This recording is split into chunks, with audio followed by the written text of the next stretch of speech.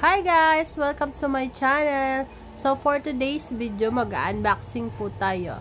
Ito na, share ko lang sa inyo ang i-unbox natin is power bank.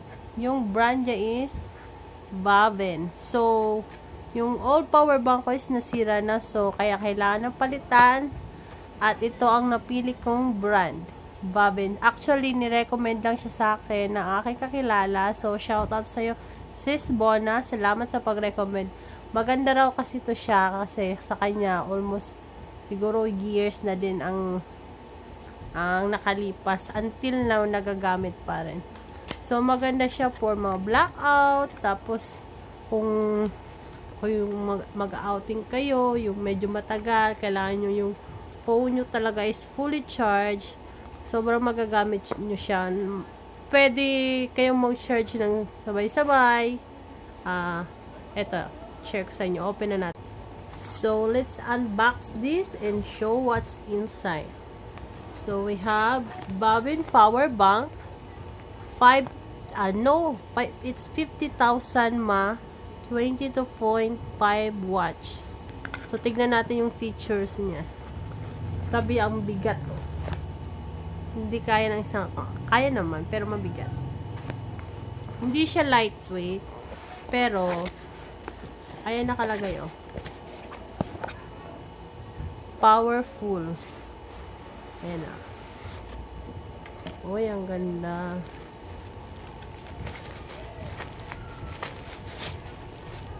Wow.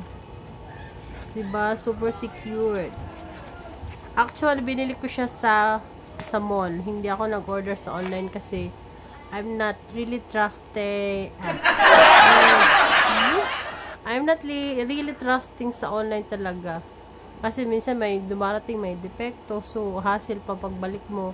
Alay kung sa mall ka bibili, matitest mo na yung product agad-agad. Makikita mo na kung working or hindi, 'di ba? Ito na. Marami ako sinasabi. Ayan na, oh.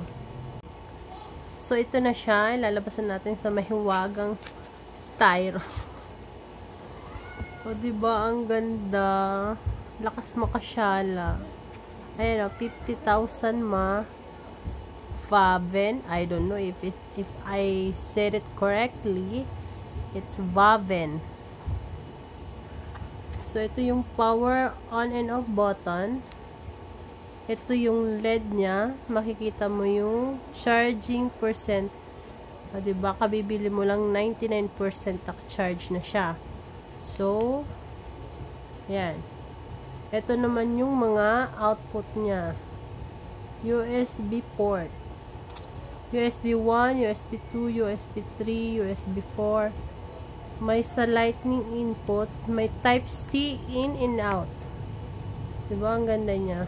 Tsaka may free type C cord. Let's see kung working siya, ha. Try muna natin sa USB 1.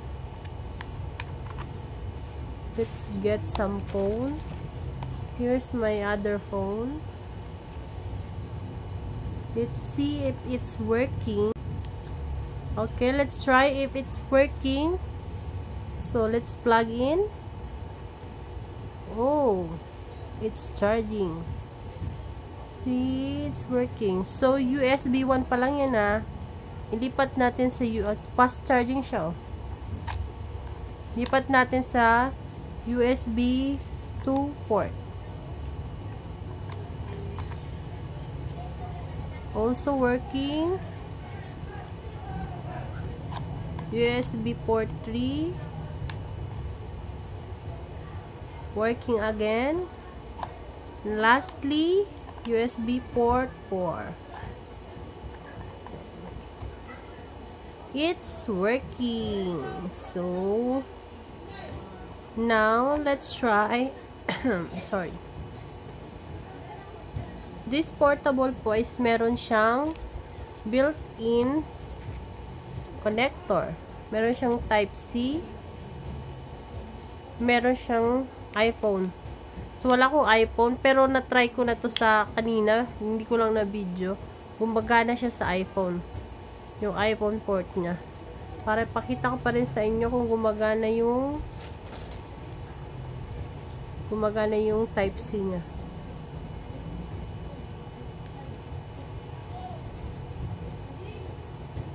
All features niya po ay working. So, I already tried it. All working siya.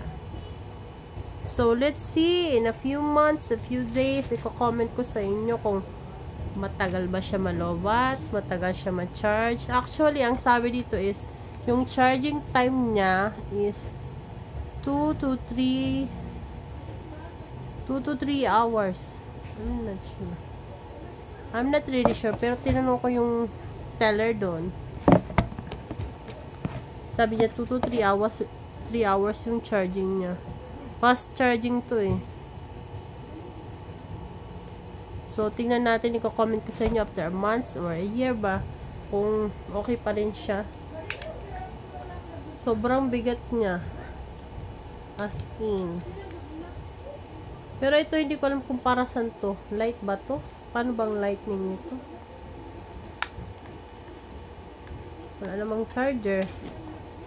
Comment nga kayo kung para sa ano tong lightning na to. Hindi ko alam. Or kung ano ba to, gumagana to. Hindi ko natanong kanina kasi. Nagmamadali na ako. Okay. Thanks guys for watching. I hope nakatulong sa inyo ang unboxing ng power bank. Kung naghahanap kayo ng power bank, I recommend this. So, I wanna share how much I bought this. So, nabili ko siya sa halagang 2,800. Hindi natin if it's worth it. Kaya, kasi medyo pricey din siya. Not so pricey, pero para sa power bank na to, 2,800 is okay na sa akin. Kasi for sure, pag matagalan to. And sobrang magagamit ko siya. Thank you. Thank you for watching.